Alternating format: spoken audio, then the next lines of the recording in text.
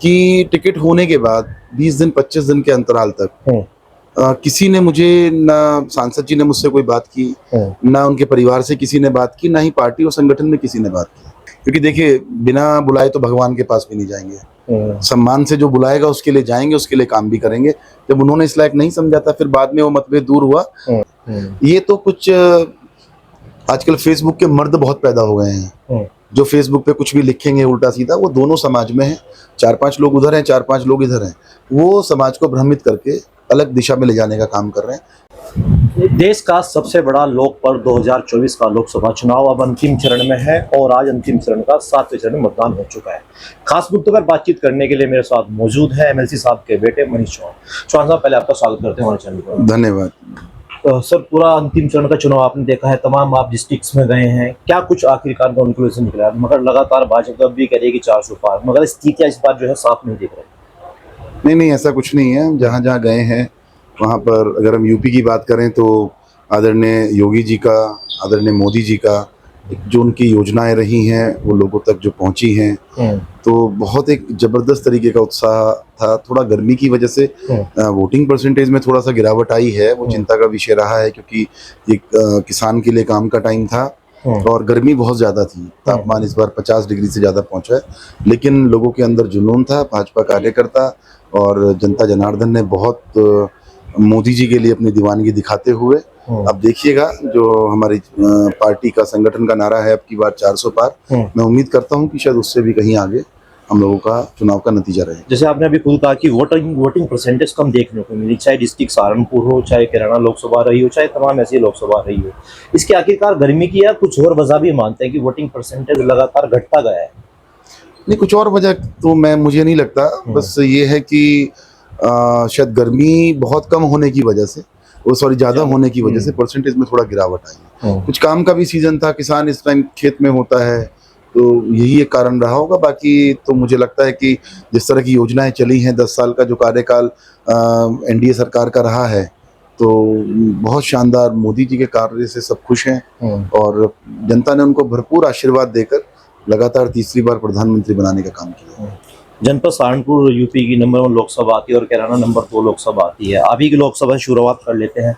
आप भी टिकटों को लेकर काफी लंबे अरसे से प्रयास कर रहे थे, हालांकि टिकट जो है वो जो सांसद प्रदीप चौधरी का रहा, तो उसको लेकर तमाम तरीके की बगावट और अटकलें भी देखने को मिली।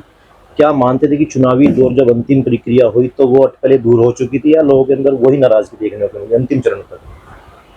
नहीं, देखिए, टिकट तो एक का ही होना था। चाहे सांसद जी का टिकट होता, चाहे मेरा होता, चाहे और भी लोग कार्यकर्ता जो पार्टी के हैं, चाहे मृग्यांका जी हैं, वो भी टिकट मांग रही थी। विधायक जी का भी नाम चला उसमें, बहुत लोग थे टिकट मांग रहे थे, लाइन लंबी थी, लेकिन टिकट होना एक को था और सबने मिलके लड़ाया है चुनाव भारतीय जनता पार्टी को।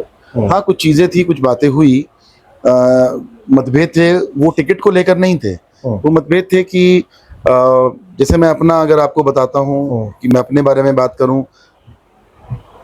3 साल से लगातार लोकसभा के लिए मेहनत कर रहा था।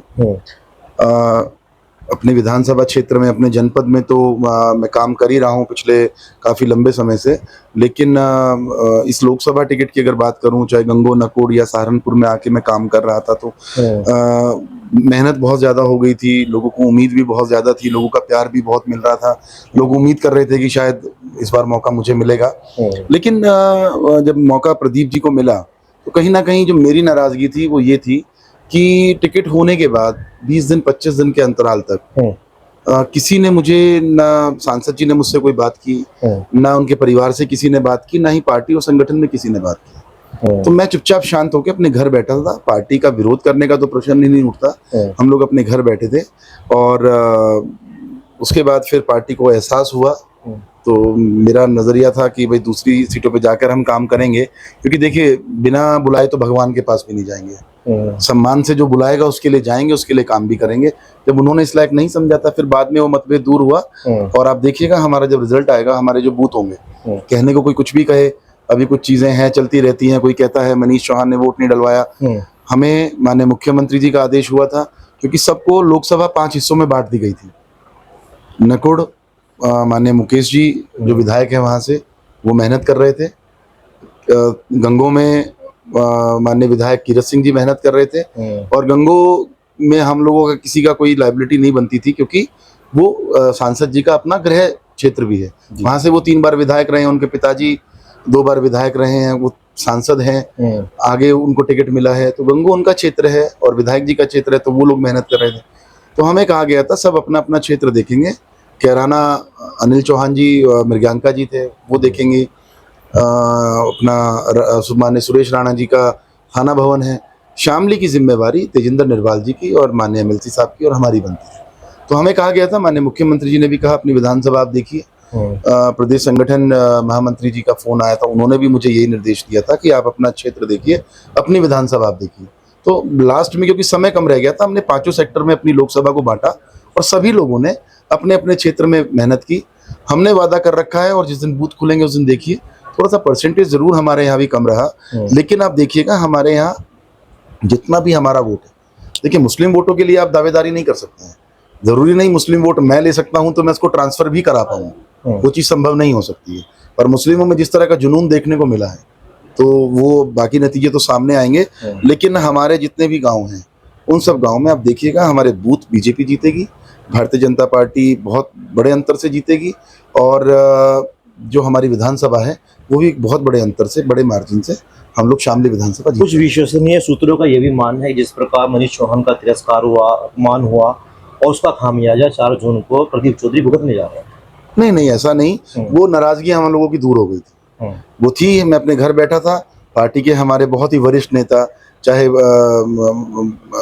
चौधरी लक्ष्मी नारायण चौधरी जी हैं, हमारे तो पिता समान हैं, और उनका एक राजनीतिक कद है।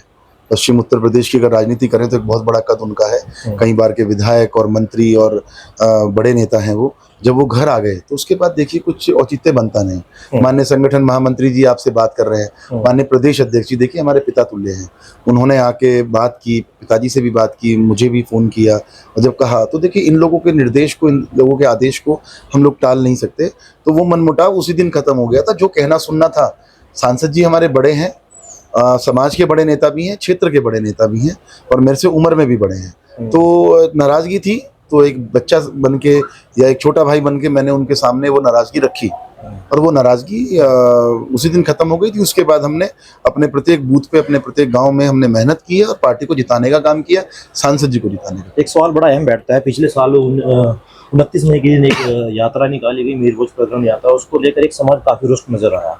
तो समाज को कैसे आप लुभा पाए? तमाम ऐसे सवाल लोग बाग हमसे पूछते हैं। आप राजपूत समाज की, जी बिल्कुल। देखिए ये तो चंद लोग हैं दोनों तरफ, राजपूत समाज और गुजर समाज, हम दोनों क्षत्रिय समाज हैं, तो हमारे में कोई बहुत ज़्यादा अंतर नहीं है। हमारा पहनावा देखिए, हमारा आप बोलना, रहने का तरीका, लगभग बहुत ज़्यादा समानताएं हैं हम दोनों ही समाज में। ये तो कुछ आजकल फेसबुक के मर्द बहुत पैदा हो गए हैं, जो फेसबुक पे कुछ भी लिखेंगे उल्टा सीधा, वो दोनों समाज में हैं। 4-5 लोग उधर हैं, 4-5 लोग इधर हैं, वो समाज को भ्रमित करके अलग दिशा में ले जाने का काम कर रहे हैं। लेकिन हम लोगों ने, आप मेरे जिले में आइए, आप मुझे बताइए, मुझे जनपद के किस राजपूत बाहुल्य गांव में जाकर वहां अपना प्रोग्राम करना है, या वहां जाकर हमें अपनी बात रखनी है, तो मुझे राजपूत समाज में उसी तरह का प्यार, उसी तरह का सम्मान मिलेगा। मनोता के अंदर एक काफी बड़ी पंचायत हुई और वो चिंगारी आहिस्ता आहिस्ता आपने देखा तमाम ऐसे राज्यों में पहुंची और कहीं ना कहीं बीजेपी का बहिष्कार करते हुए नजर आए। देखिए वो एक बड़ा मुद्दा है, एक राष्ट्रीय मुद्दा मानिए उसको, या प्रदेश स्तर का मानिए, उसमें मैं अपने कोई विचार नहीं रखूंगा। लेकिन जहां तक हम अपने व्यक्तिगत ताल्लुकात की बात करते हैं, तो मेरा व्यक्तिगत ताल्लुकात अपने हमारे तमाम गांव, हमारे जनपद का सबसे बड़ा जो राजपूत बाहुल्य गांव है वो थाना भवन विधानसभा में आता है, हरड़ फतेहपुर। मैं समझता हूँ शायद शामली जनपद का सबसे बड़ा गाँव होगा। आप बताइए, चलिए मेरे साथ, मैं चलता हूँ, देखिएगा मुझे वहाँ कितना प्यार और कितना। मैं भी गांव पे कवरेज करने ग्राउंड, मगर लोगों ने कुछ कस्में खाई, नमक डालकर कस्में खाई, और ऐसे वचन भी कहे कि प्राण जाए पर वचन ना जाए। देखिए वो एक वीडियोस आपने भी देखे। देखिए वो एक राजनीतिक मुद्दा था, उस पर मैं नहीं चर्चा करूंगा। वो उन लोगों की अपनी व्यक्तिगत विचार हैं, अपनी विचार के साथ वो चुनाव मैदान में गए। लेकिन हम ये जानते हैं कि हमारे साथ जो लोग जुड़े हुए हैं, संगठन के लोग थे, जो पार्टी से जुड़े हुए लोग हैं, उनकी आस्था महाराज जी में है, योगी आदित्यनाथ जी में, तो वो लोग सब पार्टी के साथ रहे हैं। बाकी तो देखिए अभी सब अंधेरे में है, 4 तारीख को स्थिति साफ हो पाएगी। इस समय तक लगभग कितना कुछ आश्वस्त है प्रदीप जी की जीत के लिए, और कितने मतों से या कितने हजार वोटों से आप जीत मानते हैं? देखिए इस बारे में तो कहना कुछ भी जल्दबाजी होगी, और मैं तो सिर्फ ये चाहता हूँ, मतलब मैं ये लगता है मुझे कि हम बहुत ठीक ठाक अंतर से कैराना लोकसभा जीतने का जा रहे हैं 4 तारीख को।